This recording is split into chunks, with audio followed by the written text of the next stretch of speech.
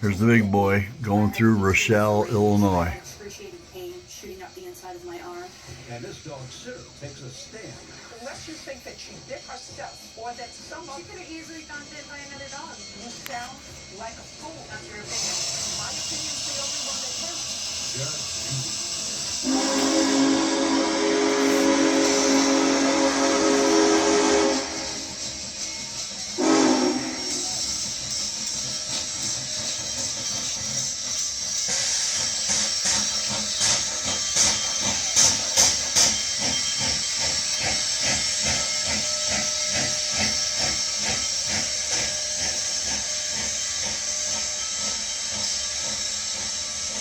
I think you're going to stop at the railroad park for just a little bit.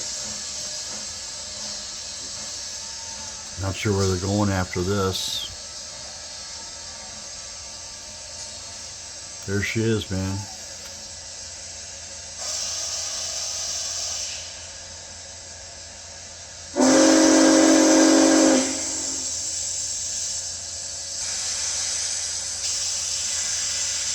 Wow.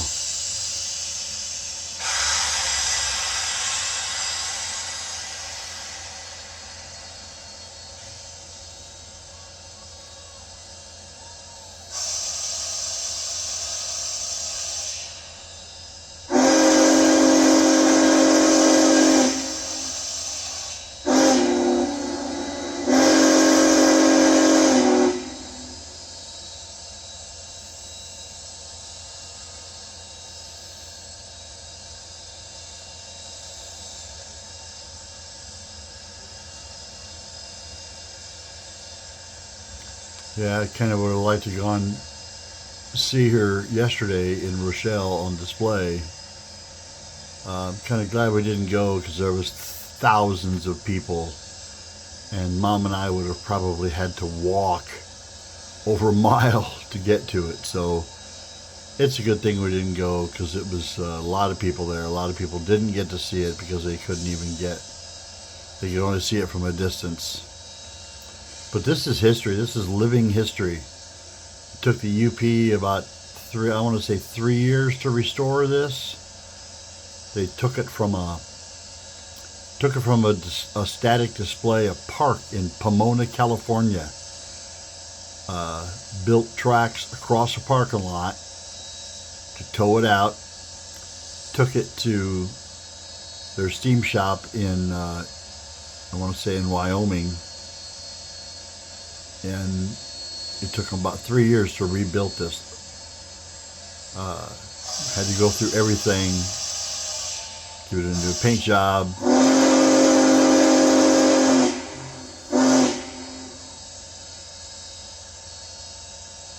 Yep, now they're going to be moving here, I think. Wow, this is live in Rochelle, Illinois. Look at the people.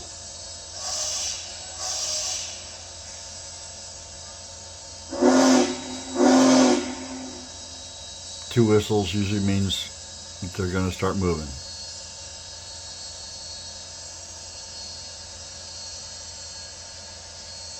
Not sure if they're going all the way into Chicago. I don't think I know they're not coming to Indiana. But they're going to go up somewhere and get turned around, probably. Head back home.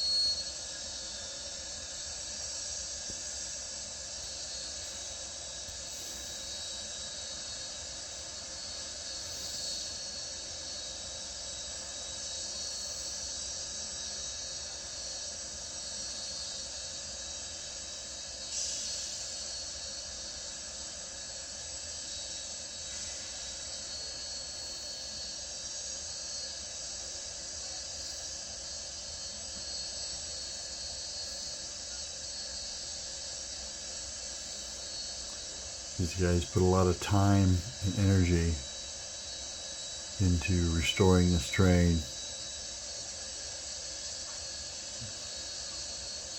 These big engines were built to pull trains across the mountains back in a time when they were trying to figure out, because they kept needing more power to pull heavier loads, longer trains over the Sierras, in and out of California.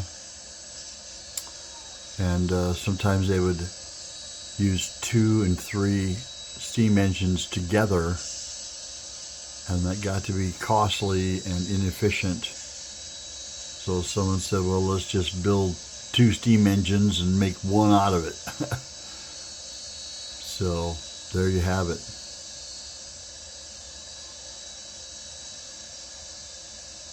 It's what they call a 4884. 4 wheels on the front, very front, to support the front of the engine. And then the driving wheels, there are 2 sets of 8,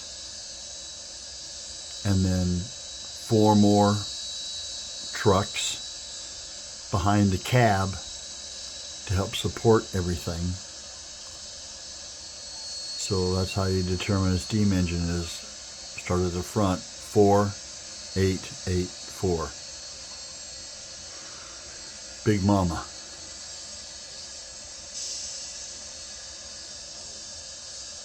And then the tender behind it is what they call a centipede tender.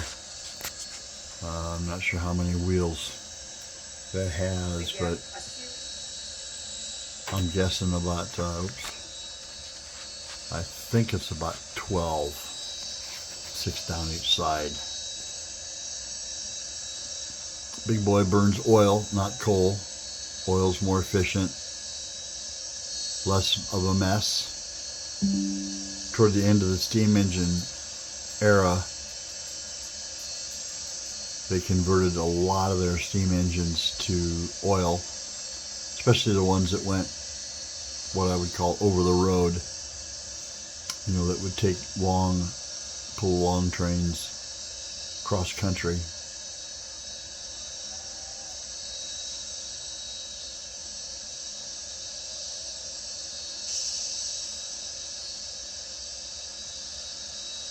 They have to be careful where they take this thing too, because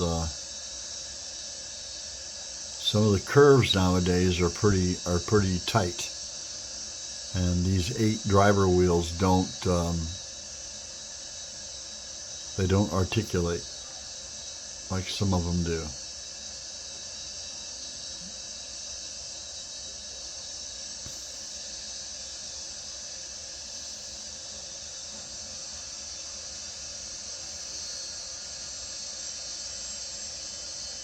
So yeah, they're just stopping here to get, so everybody has picture opportunities.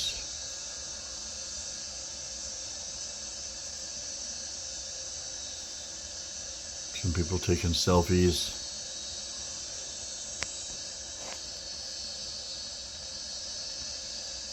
This is probably the closest it's ever been to Indiana. I don't think it would ever come through here. They probably could. Would have to be on the Norfolk Southern line, of course.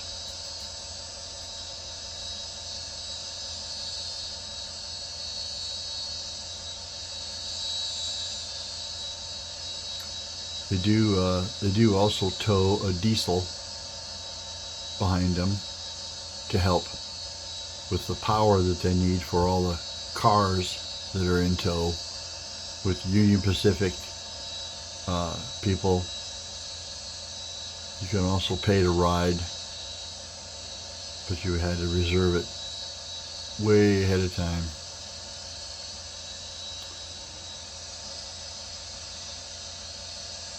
So this is courtesy of Virtual Railfan and their camera in Rochelle, Illinois.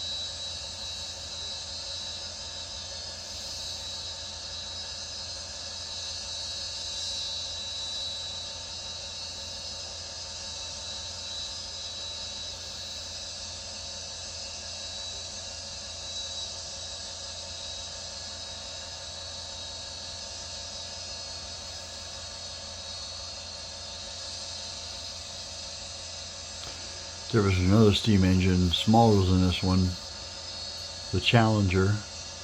Pretty sure it was the Challenger. And they used to take it out on excursions quite a bit. They restored it some time ago. But one of their last excursions,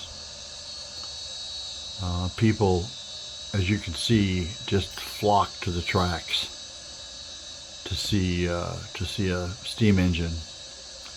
And this one woman was standing by the tracks and got way too close, and the train hit her and killed her. And I think the UP now, they retired that particular engine because it was just getting to be too costly, and they put their time and effort into this one. I think there's another one that they're working on. Someday the steam program may end. I don't know. There's still a number of these big boys around on display, static displays only. They picked this one to restore because it was in the best shape of any of them. Even though they had to go get it in California, that was quite an operation to see.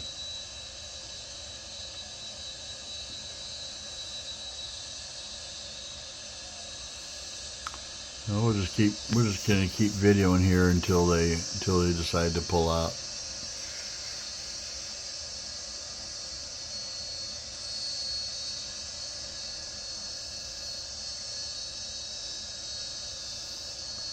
The tender has their oil,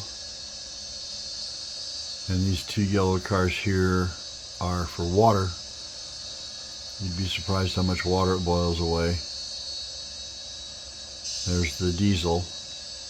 Notice it's one number higher than the big boy number, which is 4014. That's 4015 in the diesel there. But like I said, they use that to power for the cars, for the lights, air conditioning, etc. 3, 4, 5, 6, 7 wheels on that tender. So it's got 14 axles and wheels.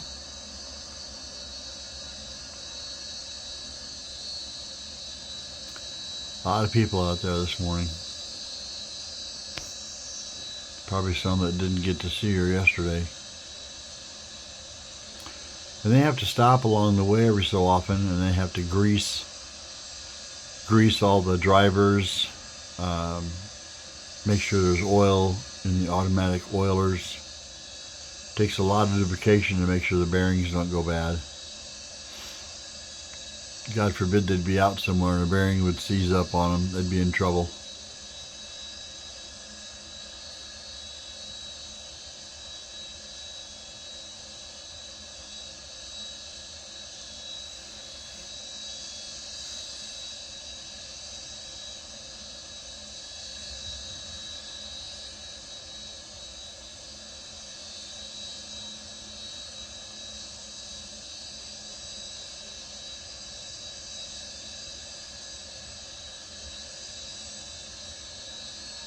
Well, they've been here about 15 minutes or so. Imagine they'll be leaving pretty soon. This is kind of a once-in-a-lifetime thing. And there's other virtual railfan cameras that have picked it up over the years, going through other cities. But I think this is a first for Northern Illinois.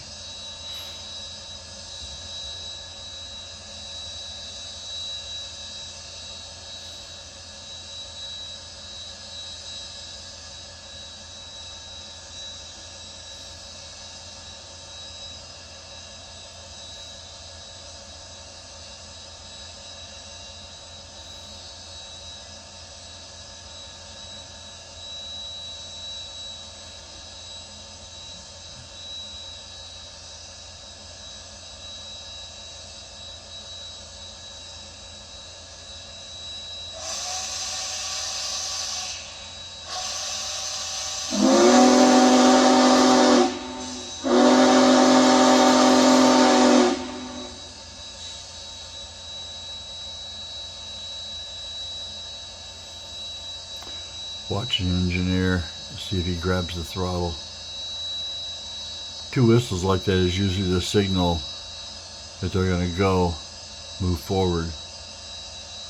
2 sharp blasts to move forward, 3 sharp blasts to move backwards, to warn people. I don't know, I've done it a couple times now. I don't know what they're waiting for. I know these folks up here at the grade crossing are sure going to have to step back. There's lots of police officers around, so I know that they'll make sure everybody stays safe.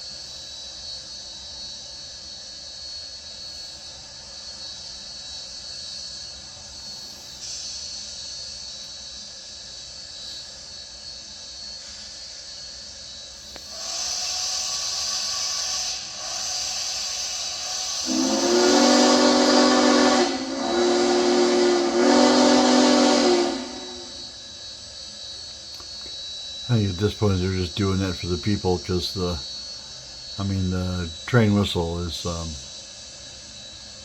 it's really something to hear, especially when they're in the mountains or someplace where it echoes.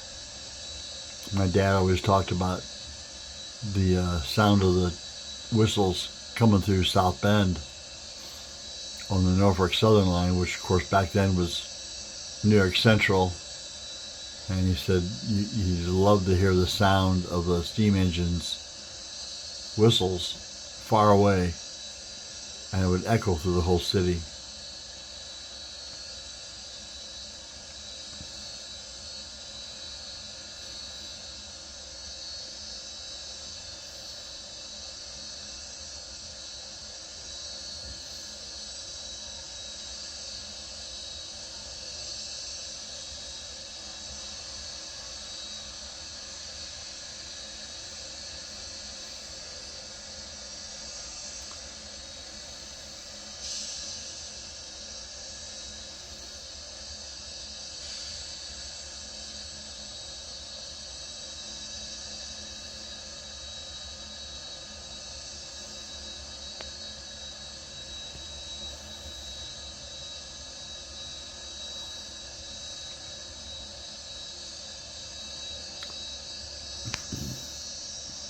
All that steam coming through the top there, you've got three little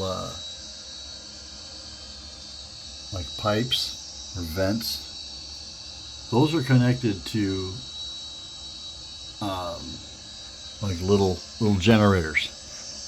All steam engines had some form of making electricity to run their headlights, cab lights, instrument panels, things like that. Of course, in the old day, the steam engines didn't have many lights or modern equipment that they do now.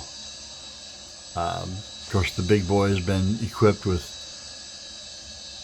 radios and what they call positive train control, and that's something to prevent a train from overrunning a signal or hitting a curve too fast or something of that nature.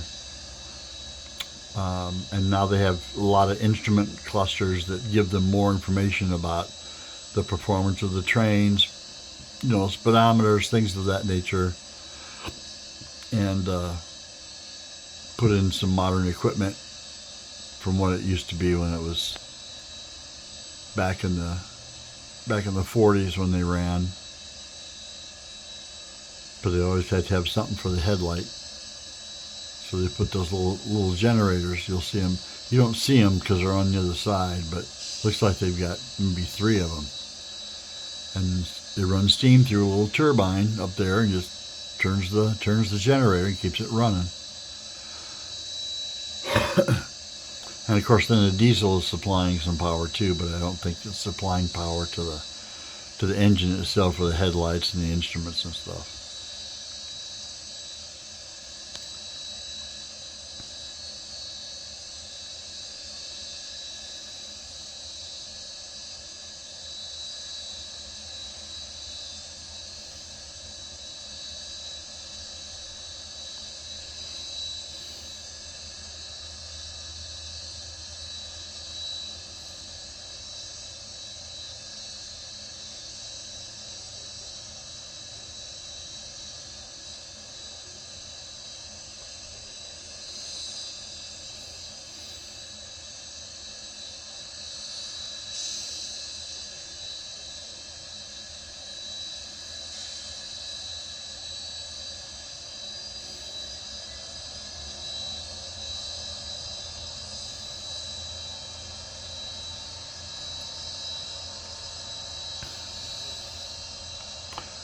They do have air brakes as well. Even the steam engines could produce air. They have a steam-powered air pump and a tank. That's how the brakes work on a steam engine. They regular air brakes, just like always.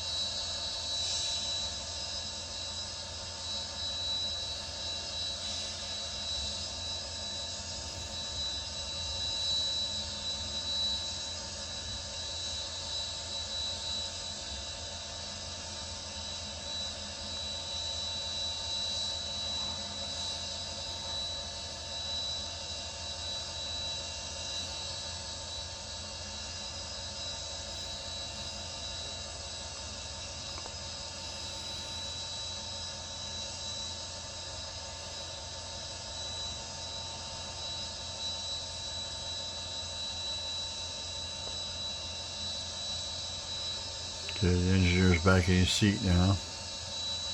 Might be getting ready to leave.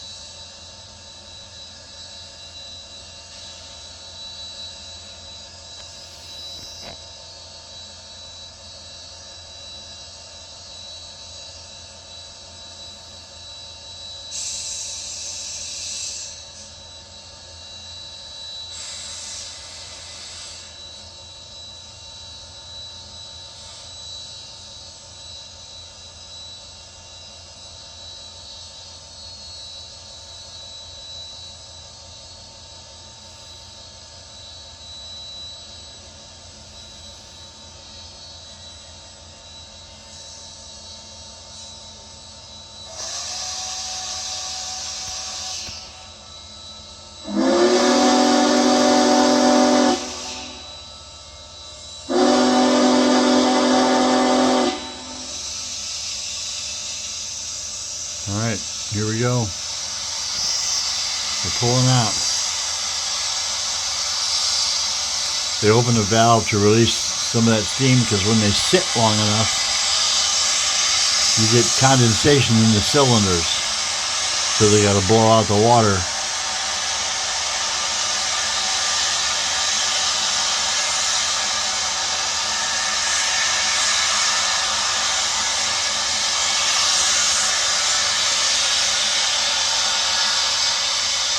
Well, he's moving. Barely.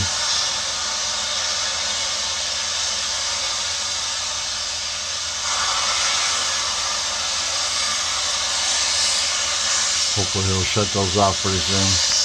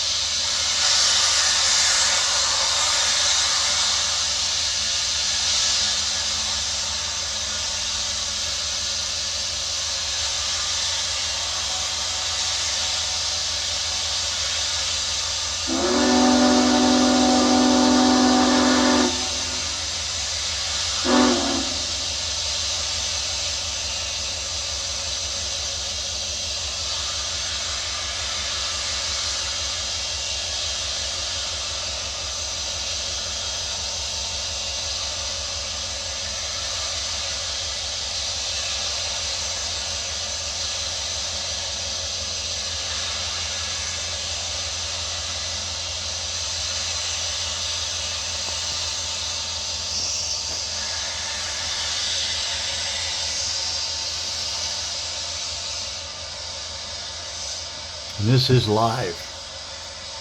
It's almost 9 o'clock in the morning in Rochelle.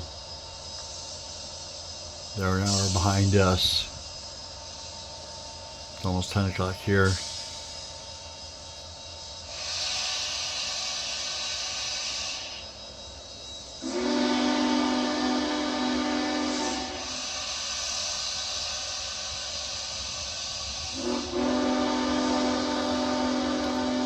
I don't know, they always have to be watching the people to make sure they're not too close. Guys are waving at them. Everybody's got their cell phones out, videoing and taking pictures.